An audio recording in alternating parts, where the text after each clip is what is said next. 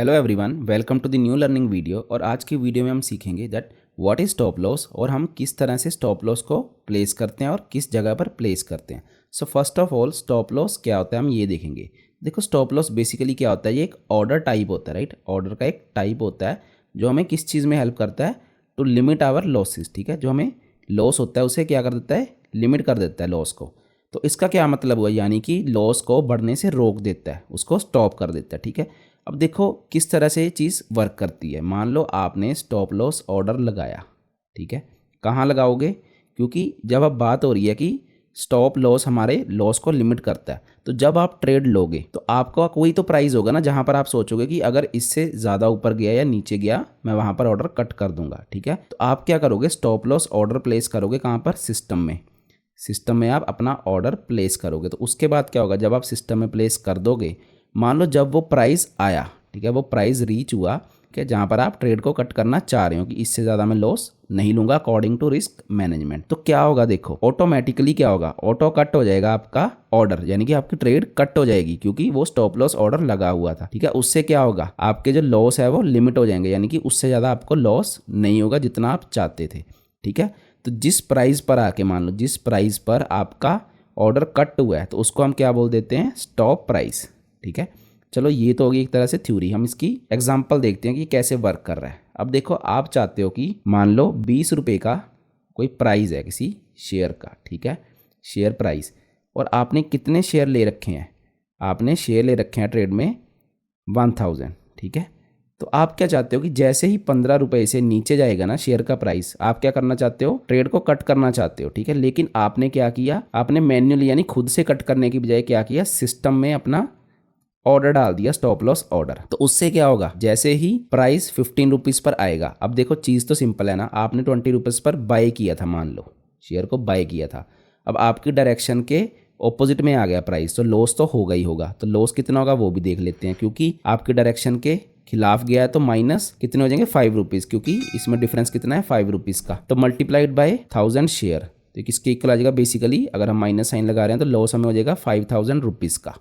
ठीक है, 5000 रुपीज़ का लॉस हो जाएगा। लेकिन आप देख पा रहे हो कि आप जहां पर चाह रहे थे, ठीक है, अगर आप 5 रुपये का रिस्क लेना चाह रहे थे तो आपको एग्जैक्ट 5 रुपये के रिस्क के अकॉर्डिंग ही लॉस हुआ है। ठीक है, तो आपका लॉस लिमिट हो चुका है। ठीक है, मान लो अब ये तो हम बोल रहे हैं कि ये तो हम खुद भी कर देंगे, इसमें सिस्टम में लगाने की क्या जरूरत थी, ऑटो कट हो जाना था ना यहाँ पर, अगर सिस्टम में प्लेस करते ऑर्डर को।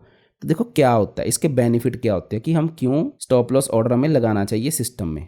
देखो सिंपल सी चीज़ है, इसके बेनिफिट, जो पहला बेनिफिट है वो ये है कि मान लो कोई प्राइस मूवमेंट है, ठीक है, वो ज़्यादा बड़ी आ गई, ठीक है, बिग प्राइस मूवमेंट आ गई, तो क्या होगा, मान लो आपकी जो डायरेक्शन है, ट्रेड की डायरेक्शन है, उसके ऑपोजिट में मान लो अचानक से प्राइस राइज कर गया बहुत ज़्यादा आपकी ट्रेड के ऑपोजिट डायरेक्शन में, या फिर फॉल कर गया, तो क्या होगा। इस केस में देखते हैं, अगर गलती से 20 रुपीज़ में जो हमने बाय किया था 15 रुपीज़ की जगह अचानक फॉल आ जाता, ठीक है, इस केस में, और सीधा शेयर कहाँ पर चले जाता, शेयर चले जाता 8 रुपीज़ पर। ठीक है, आप मैन्युअली कट ना कर पाते क्योंकि फटाफट प्राइस में फॉल आ गया किसी न्यूज़ की वजह से या किसी भी रीज़न से। तो देखो अब प्राइस डिफरेंस कितना आया, यहाँ से अगर हम लॉस देखेंगे तो प्राइस डिफरेंस कितना आ गया हमारे पास, 20 एंड 8 रुपीज़ में देखेंगे तो 12 रुपीज़ का। ठीक है, तो 12 रुपीज़ क्योंकि आपके खिलाफ है तो 12 इंटू 1000, क्योंकि लॉस होगा ना अब हमें, तो हमें कितना लॉस हो गया, ₹12,000 का। ठीक है, हमें 12,000 का लॉस हो गया। तो अब आप देख पा रहे हो कि क्या हुआ, अगर आप सिस्टम में ना लगाते स्टॉप लॉस ऑर्डर तो ऐसी एक मूवमेंट की वजह से आपको इतना बड़ा लॉस हो जाता, तो आपका जो लॉस था वो लिमिट नहीं हो पाया ना यहाँ पर।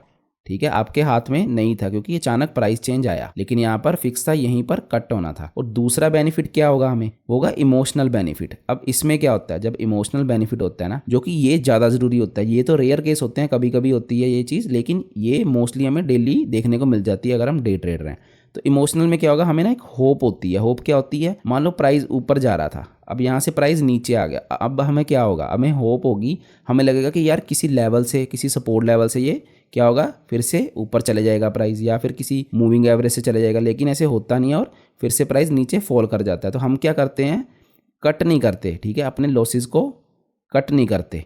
तो उससे क्या होता है, हमारे लॉस बढ़ते जाते हैं। लेकिन अगर मान लो आपने अपने, क्योंकि जब ट्रेड लेते हैं ना हम, तब हमारा दिमाग फिर भी सही चल रहा होता है, लेकिन ट्रेड लेने के बाद हम इमोशनल जोन में चले जाते हैं। तो इसलिए जब आपको पहले से पता है कि आप इतना ही रिस्क ले सकते हो, ठीक है, according to your position sizing और रिस्क रिवॉर्ड रेशियो, तो उस हिसाब से आप क्या करोगे, उस हिसाब से आप पहले ही सिस्टम में अपना स्टॉप लॉस ऑर्डर लगा दो, जो भी आपका स्टॉप प्राइस है।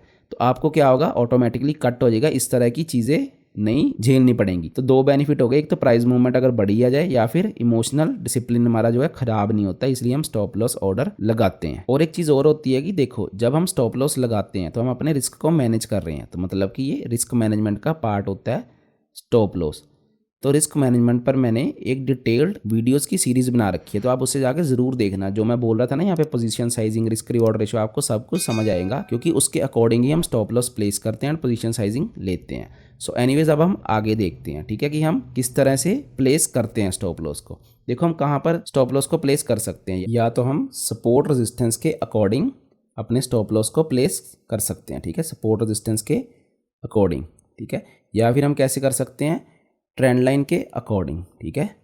और क्या चीज़ आती है, कुछ चार्ट पैटर्न्स होते हैं जहाँ से हमें पता होता है कि यहाँ से प्राइस रिवर्स हो जाएगा और हम इस पर्टिकुलर डायरेक्शन में ट्रेड ले सकते हैं। तो चार्ट पैटर्न्स के भी अकॉर्डिंग हम लगा सकते हैं अपने स्टॉप लॉस को, या फिर रिस्क रिवॉर्ड रेशो के अकॉर्डिंग, ठीक है, कि हमें कितना रिस्क लेना है किसी पर्टिकुलर ट्रेड में और इतना रिवॉर्ड चाहिए। तो रिस्क रिवॉर्ड रेशो के अकॉर्डिंग भी हम अपने स्टॉप लॉस को प्लेस कर सकते हैं।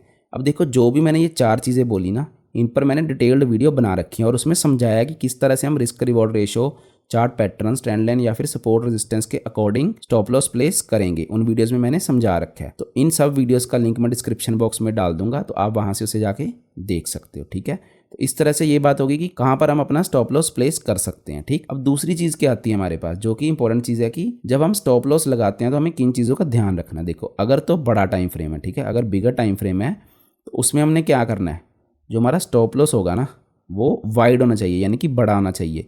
लेकिन अगर हम क्या कर रहे हैं, मान लो छोटे टाइम फ्रेम पर, ठीक है, शॉर्टर टाइम फ्रेम पर मान लो स्कैल्पिंग कर रहे हैं, या फिर मान लो इंट्राडे ट्रेड कर रहे हैं, ठीक है, छोटे छोटे 5 मिनट पर हम ट्रेड कर रहे हैं, तो शॉर्टर टाइम फ्रेम पर अगर हम स्कैल्पिंग कर रहे हैं तो यहाँ पर क्या होगा हमारा, क्योंकि स्कैल्पिंग में क्या होती है, क्वांटिटी ज़्यादा होती है, तो हमें क्या करना पड़ेगा, अपना जो स्टॉप लॉस होगा ना, स्टॉप लॉस यानी कि SL, वो हमें टाइट रखना पड़ेगा, यानी कि छोटा रखना पड़ेगा। क्यों? क्योंकि हम स्कैल्पिंग में मल्टीपल टाइम ट्रेड लेते हैं, तो अगर हम एक बार में ही बड़ा लॉस ले लेंगे तो हम किस तरह से प्रॉफिटेबल हो पाएंगे, ठीक है। तो शॉर्टर टाइम फ्रेम में छोटा यानी कि टाइट स्टॉप लॉस होता है, और बड़े टाइम फ्रेम में थोड़ा सा वाइड स्टॉप लॉस हमें लगाना पड़ता है। उसके अलावा हमें क्या देखना होता है कि मान लो जब मार्केट वॉलेटाइल है, ठीक है, जब मार्केट वॉलेटाइल है और बहुत ज़्यादा वॉलेटिलिटी है मार्केट में, तब हमें थोड़ा स्टॉप लॉस वाइड लगाना होता है, ठीक है। या फिर कुछ क्या होता है, कुछ जो हमारे एसेट होते हैं, ठीक है, वो ही बहुत वॉलेटाइल होते हैं, ठीक है, जैसे फॉरेक्स पेयर्स होते हैं, अगर हम बात करें तो उनमें से गोल्ड जैसे हम बोल सकते हैं काफ़ी वॉलेटाइल होता है। तो पर्टिकुलर एसेट भी हो सकता है जो बहुत वॉलेटाइल हो सकता है, जैसे बैंक निफ्टी है हमारे पास, तो उस केस में हमें जो स्टॉप लॉस है वाइड लगाना होता है उन एसेट में जब हम ट्रेड करेंगे। या फिर किसी पर्टिकुलर डे पर वो वॉलेटाइल ज़्यादा है तो उस टाइम भी हमें वाइड स्टॉप लॉस लगाना है, ताकि हमारी स्टॉप लॉस हंटिंग ना हो, ठीक है। तो ये तो हमने सीख लिया कि स्टॉप लॉस ऑर्डर टाइप कैसे होते हैं, ठीक है, क्यों हम यूज कर रहे हैं ऐसे, क्या हमें नुकसान फायदे हो सकते हैं, ठीक है, इसके, या फिर किस तरह से हम प्लेस करेंगे और कौन सी चीजों का ध्यान रखना है। अब जो नेक्स्ट वीडियो आएगी ना हमारी, उसमें हम पता क्या समझेंगे, क्योंकि स्टॉप लॉस जब हम ऑर्डर की बात तो कर ली हमने, स्टॉप लॉस ऑर्डर के टाइप्स भी होते हैं, ठीक है, अलग अलग टाइप के होते हैं, जैसे कि मार्केट ऑर्डर, लिमिट ऑर्डर। तो नेक्स्ट वीडियो जो है वो मैं इस पर डालूंगा, तो आप क्या करो, चैनल को जरूर सब्सक्राइब कर लें, सो दैट वो आप ऐसी वीडियोस को मिस ना कर सके। और इसके अलावा हम क्या सीखेंगे कि एक ट्रेलिंग स्टॉप लॉस भी होता है, ठीक है, ट्रेलिंग स्टॉप लॉस भी होता है और उसे कैसे ट्रेल करना होता है, तो इस पर भी एक वीडियो आएगी, तो आप चैनल को जरूर सब्सक्राइब कर लेना। और अगर आपको वीडियो अच्छी लगी, वीडियो में से कुछ सीखने को मिला, वीडियो को जरूर लाइक करें, अपने फ्रेंड्स के साथ शेयर करें, सो दैट उन्हें भी इतनी डीप नॉलेज पता लग सके मार्केट के बारे में, कि स्टॉप लॉस का सिंपल ये मतलब नहीं होता कि जस्ट एक ऑर्डर होता है और स्टॉप लॉस लगा के हम फ्री हो गए। इतना कुछ होता है जब हम स्टॉप लॉस की बात करते हैं, उसके पीछे इतना कॉन्सेप्ट होता है। और चैनल को जरूर सब्सक्राइब करें। Thank you so much.